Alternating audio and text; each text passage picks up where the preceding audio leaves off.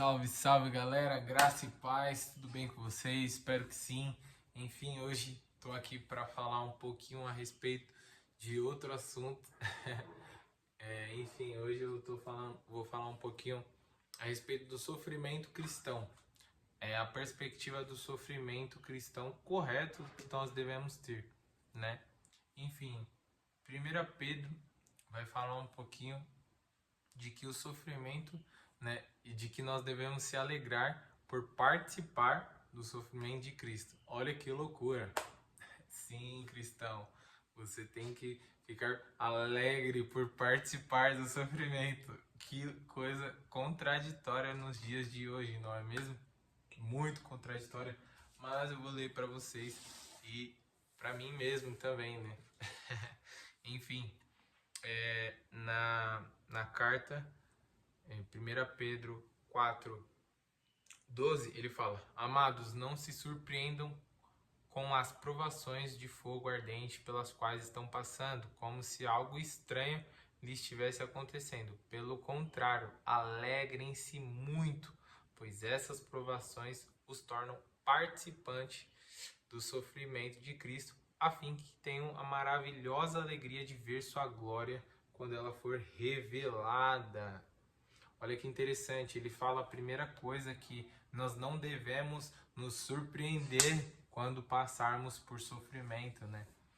Enfim, porque, enfim, eu sempre trago essa analogia. Se o Cristo, que é o nosso, né, nosso maior exemplo como exemplo de vida e de tudo, ele sofreu, o que eu tenho na minha cabeça para acreditar em uma coisa contrária ao meu próprio exemplo? Tipo, eu tenho um exemplo e ele sofreu. O que na minha cabeça eu fico pensando que eu não vou sofrer? Certo? Então já quebra, em nome de Jesus, a ideia de que você não vai sofrer. É necessário até que sofra para que nós, de alguma forma, sejamos lapidados por Cristo e sejamos aprovados, enfim, né? E que o caráter aprovado de Cristo venha a ser forjado na nossa vida, certo? Então, né, a primeira coisa é que nós não devemos ficar surpresos, né? Até porque nós vivemos numa contracultura, né? A cultura do mundo é totalmente contrária à cultura dos cristãos. Então, se nós estamos obedientes a Deus, claramente iremos sofrer nesse mundo. Claramente é uma conta demais. É um mais um, entende? Então vamos lá, né? Vão haver zombarias, vão haver discriminações, enfim, até mesmo violência. Até mesmo violência, né? Vou lembrar aqui a respeito, lógico, tem vários testemunhos, nos dias de hoje até mesmo, eu li um livro que se chama O Homem do Céu. E esse livro fala um pouco do irmão Yun e das perseguições que ele sofreu durante a sua vida ali, né?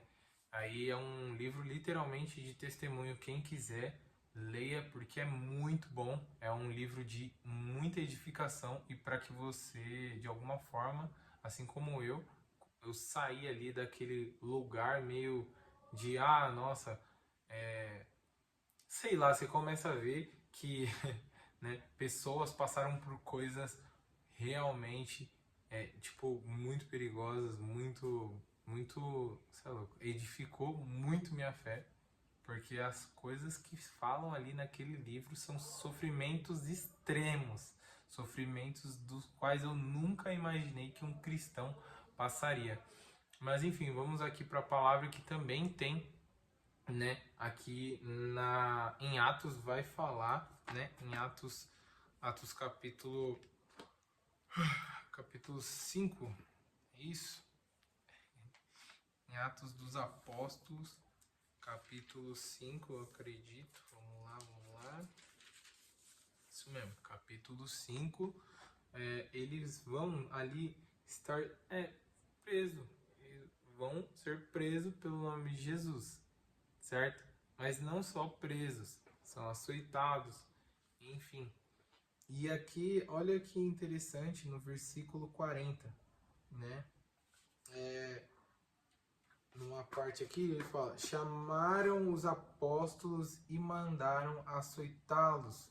Depois ordenaram que nunca mais falassem em nome de Jesus. E por fim os soltaram.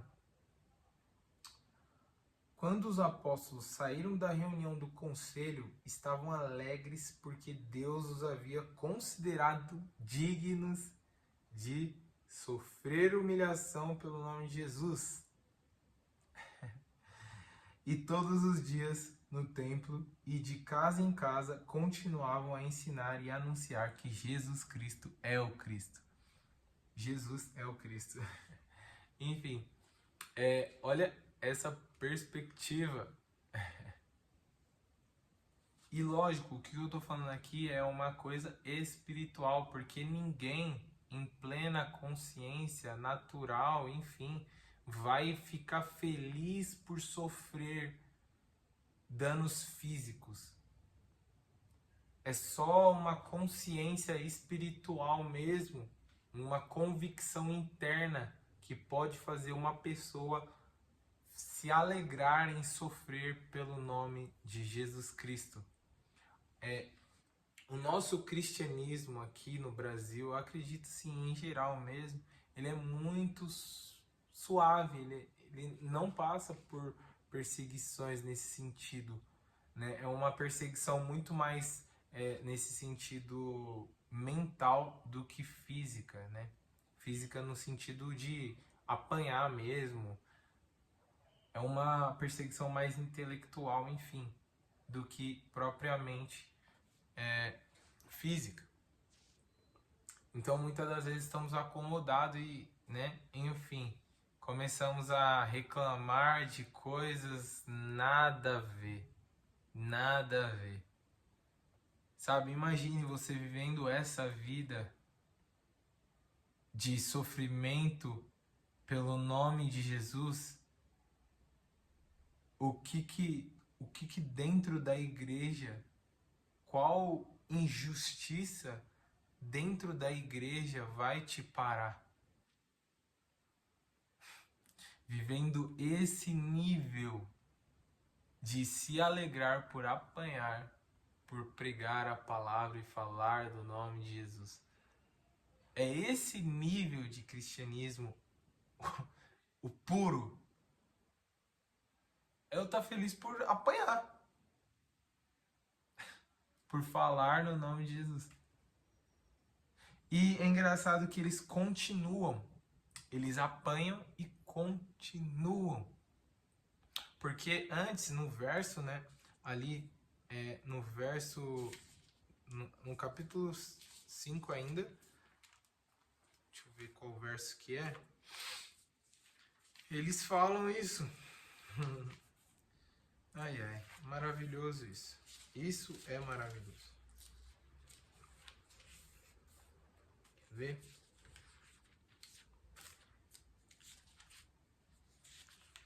Aqui. Pedro e os apóstolos, né, responderam: devemos obedecer a Deus antes de qualquer autoridade humana. Entende? Então, eles estavam ali sofrendo a perseguição e esses caras queriam parar eles. Mas eles falaram: antes de obedecer qualquer autoridade humana, eu devo obedecer a Deus. E continuaram pregando o nome de Jesus. É maravilhoso isso. Você entende? É sobrenatural, não dá para explicar. Certo? Não dá para explicar. Isso é coisa sobrenatural. Então, né? É muito interessante isso. É muito interessante isso. E isso gera testemunho. Essa vida abnegada, essa vida entregada ao Pai, essa vida como oferta, como sacrifício vivo, santo e agradável, literalmente impacta, gera um testemunho na vida de outras pessoas. Então, é dessa forma, vivendo pelo Espírito Santo, que nós podemos nos alegrar todos os dias ao sofrer perseguição, a sofrer uma injúria. É literalmente carregar a cruz. O sofrimento tem que ser motivo de alegria para nós quando nós estamos sofrendo por conta de Cristo.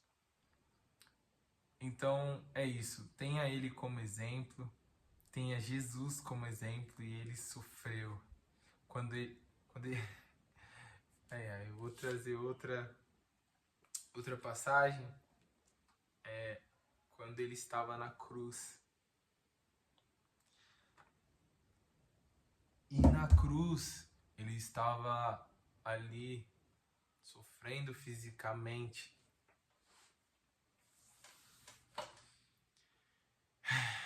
E algumas pessoas falaram, zombaram.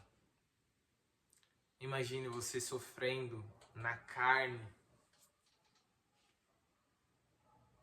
e alguém zoando a respeito de você sofrer na carne.